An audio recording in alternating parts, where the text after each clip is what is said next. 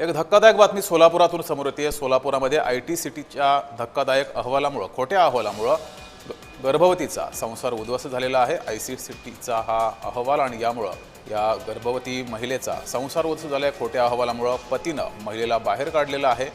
त्यानंतर मात्र पुढील तपासण्यांमध्ये HIV अहवाल निगेटिव्ह आलेला आहे। या महिलेनं या संदर्भात कारवाई करावी, दोषींवर कठोर कारवाई करावी अशी मागणी केली आहे। लेखी माफी आणि त्यांची सही आणि त्यांची माफी म्हणून ही चुकी झाली की म्हणून संसाराची काय परिस्थिती आहे? मिस्टर जवळ आहेत का? काय नाही, कोण सुद्धा जवळ नाहीत, माझे मिस्टर पण नाही ते।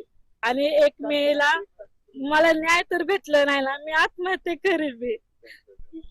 ह्या केस मध्ये असं सांगता येईल की आताच एक ताई आल्या होत्या, तर त्यांनी सगळी म्हणजे निवेदन आम्हाला दिलेलं आहे। ह्याच्यामध्ये आम्ही सखोल चौकशी करू, म्हणजे इकडच्या कुणाची चूक आहे याचा शोध घेतला जाईल, जो दोषी आढळेल, कारण ही तशी खूप मोठी गोष्ट आहे।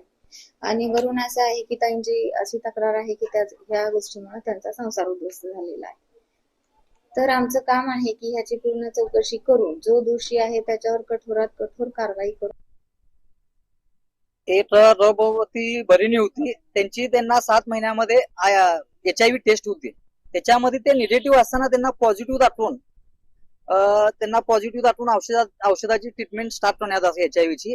त्याच्यानंतर ह्यांनी पॉझिटिव्ह आहेत म्हणून त्यांच्या पतीने त्यांना सोडून नसं, नांदवण्यासाठी नटाजून त्यांना सोडून नसं।